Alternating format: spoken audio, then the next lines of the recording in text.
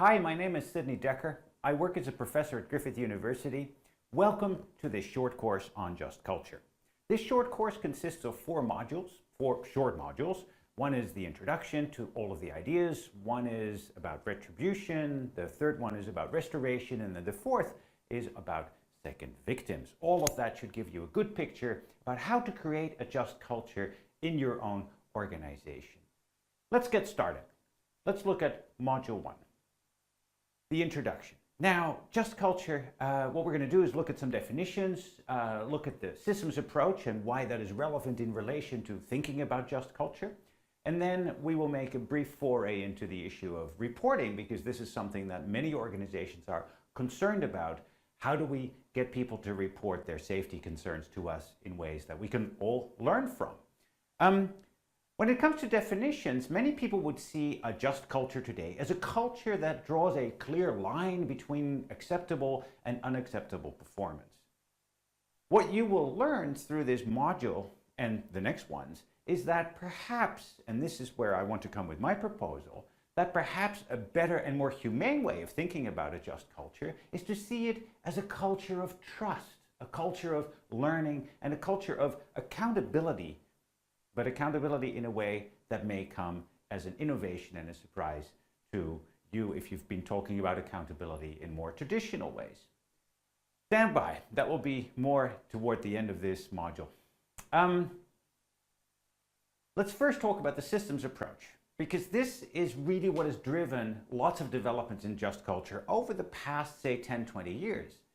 The systems approach has been popular in human factors at least since the 1940s, but for the last 20, 30 years, generally in safety, this approach has been seen as pretty much guiding all of the work that we need to do.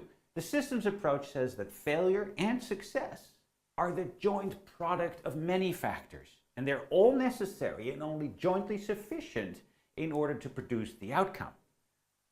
The problem that some people have started to see is that this systems approach gives people, workers or others, the opportunity to blame the system when something goes wrong, and they find that unjust. And perhaps not just unjust, but also not very productive when it comes to organizational learning. Let me give you a few voices that illustrate this concern. So here's James Reason, of course, known to many of you. In 1999, he said, "Are we casting the net too widely in our search for the factors that contribute to errors and accidents?" In other words, are we thinking too far beyond the human who is at the sharp end? Here's another one in the New England Journal of Medicine in 2009. Beginning a few years ago, some prominent leaders began to question the singular embrace of the no-blame paradigm. They described the need for a more aggressive approach to poorly performing practitioners. A need for a more aggressive approach directed at the individuals rather than at the system. This was written in response to incidents that revealed that the system essentially had done all that it could do in order to prevent people from making mistakes, and yet people messed things up. And so when the system has done everything it can, then what do you do with personal accountability? That was the question asked in this piece. This is echoed by colleagues in England, published in the British Medical Journal, which reported an increasing disquiet at how the importance of individual conduct, performance, and responsibility was written out of the safety story. We now need to take seriously the performance and behaviors of individuals. So this is, you could see this as some pushback against the system approach. No, it's not just about systems, it is also about individuals. But there is a balance. There is a balance, because nobody wants to sanction an individual for being involved in an honest mistake. Nobody and no organization in his right mind wants to sanction an individual if they have something useful to contribute that can teach the whole organization something about its safety critical operations. So there's the balance. In my book, a safety culture is defined as a culture that allows the boss to hear bad news. If you want a safety culture, you want a boss that is okay to hear bad news. You don't want to squelch or squash the bad news. And so that's where the need for a just culture has come in this idea of a balance between wanting to hold individuals accountable for their performance and behavior on the one hand, but also creating a climate that allows people to report freely in ways that don't really jeopardize them or their careers. So indeed, when you look at, for example, what Eurocontrol is saying about this, they in fact expect people to report. All safety occurrences need to be reported and assessed. They say all relevant data needs to be collected and the lessons disseminated. So there is an understanding that while we might be concerned about the performance of individuals, we don't want to stop anybody from sharing anything, because then organizations are the dumber for it. That's the balance that just culture is supposed to solve. And so what's the typical response? What do organizations typically do? Well, let me continue with Eurocontrol, because they have a definition, or had a definition, that's relatively typical of many organizations today. Here it is.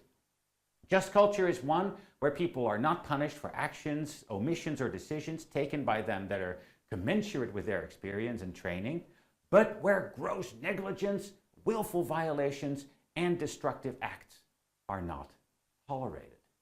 So this definition shows that you're okay with certain behaviors, but not with others. Again, there's this supposedly clear line between acceptable and unacceptable performance, and that is what generates or creates a just culture. But let's hang on a little bit. What do you mean? Punishing people? Holding them accountable? Does that mean blaming them? And for that matter, who gets to decide what constitutes negligence or willful violations? How do you distinguish a willful violation from a violation that's somehow not willful? These are really difficult judgments. And we'll get much more into this when we talk about retribution in the next module, and we'll unpack some of these difficulties. For now, let's just park it here for a moment with these questions in mind, and then just remember that neither negligence nor willful are human performance or human factors terms. These are not terms from the psychological lexicon. They are legal terms, all right? And so perhaps that's important to remember when you think about understanding why people do what they do. Now, so just park it there for a moment, and remember, we have this choice. Can we see a just culture as a culture that draws a clear line between acceptable and unacceptable behavior, and what problems does that create? Or toward the end of this course, can we think about just culture as one of trust, of learning, and of accountability in innovative, novel ways? Now a short foray into reporting, as I promised at the beginning, and that will be the conclusion to this first module. So reporting. What does the literature say? I'm going to be painting it with a broad brush here, obviously, because I don't want to spend a lot of time on it. But essentially, this is the challenge. So first, you want to get people to report. But then, and this is problematic with many reporting systems, you also want people to keep up reporting. So don't just get them to report and then bleed or run into the sand again. No, you want to keep it up because you want to keep learning. These are two different problems, and they need different managerial work in order to actually function. When it comes to getting people to report, it's about maximizing access to the system, making it as easy as possible, but also about minimizing anxiety. We're going to talk about that minimization of anxiety much more in a minute, because that is really at the heart of the concern of a just culture. Keeping up the reporting rate is about feedback to people.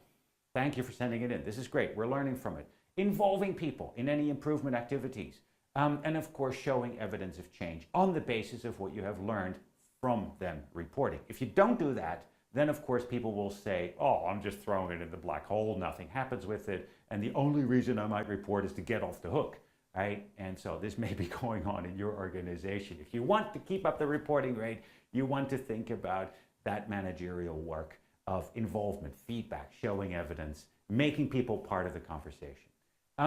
But back to the minimization of anxiety, because I assume that you have your own ways of thinking about how to maximize accessibility to your reporting system. And there's some really straightforward things, right? Make the forms easy to find. Don't make sure, if it's computer-based, I know of one system where people have to put in a lot of their data before they even can start with the story, whereas where they really want to log on for is to tell the story. And so by the time they get to the story, there's already 5 pages of data that they've had to talk about, which is very off-putting. And I see people just saying, oh, that's too hard. Let's not bother with that. So that in itself is an issue that you might want to think about. I'm not going to say more about that.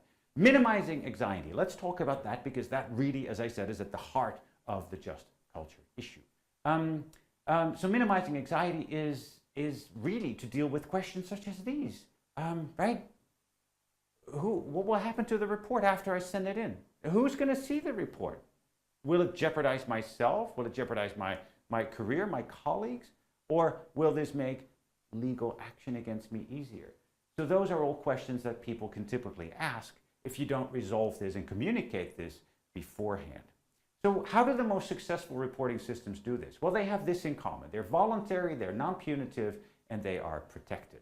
What does that mean? Let's talk about that in turn a little bit. So voluntary means that it's not compulsory, duh. But there are reporting systems that make reporting compulsory. You shall report anything that presents a safety risk or that could present a safety risk. That becomes very silly very quickly, because that depends on the judgment of the people involved. And so the smarter thing is to make it voluntary and say, look, you guys are the professionals. You do this on a daily basis. You know where the pitfalls and the booby traps and the risks all are, right? You tell us about it if you're concerned with something, all right? And then you just have to trust your experts to give that to you in the way that you hope.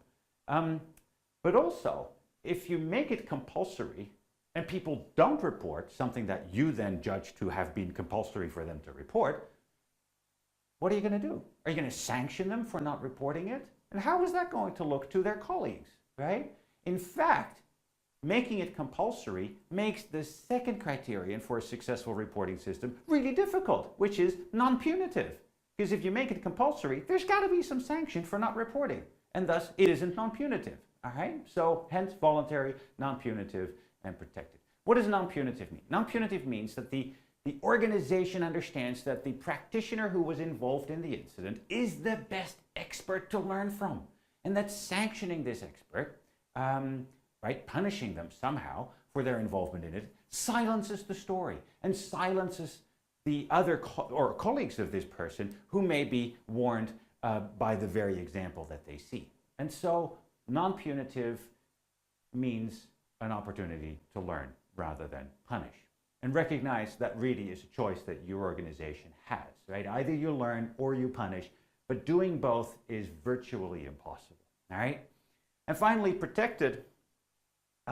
Typically, successful reporting systems are not anonymous, but they are confidential. There's an important difference. If it's anonymous, then the identity of the reporter isn't known to anyone except the reporter. And so that leads to some undesirable consequences. You get silly reports that have nothing to do with safety, but maybe simply complaints about some other organizational issues that should be resolved in very different ways, right? So you get a pollution of your reporting system with irrelevant data. But also, if the reporter isn't known to anyone, then there isn't that sense of accountability and involvement in the conversation. There isn't even that possibility, all right?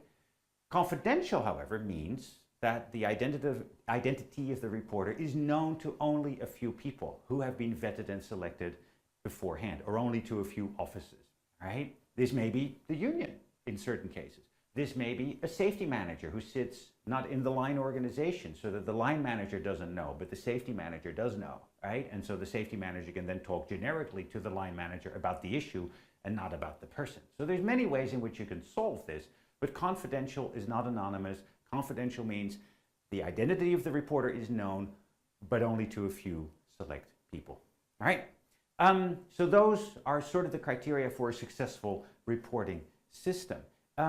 Now let's talk a little bit more about protection, because how do you ensure that? Well, here's an example from a Norwegian era law, which is held up as an example by many other countries. So let's read that for a moment, right?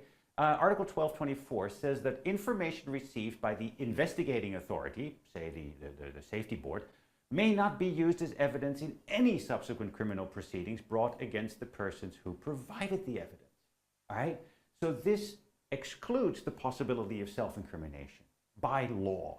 Now, what's interesting for you to think about is, how do you have that solved in your organization?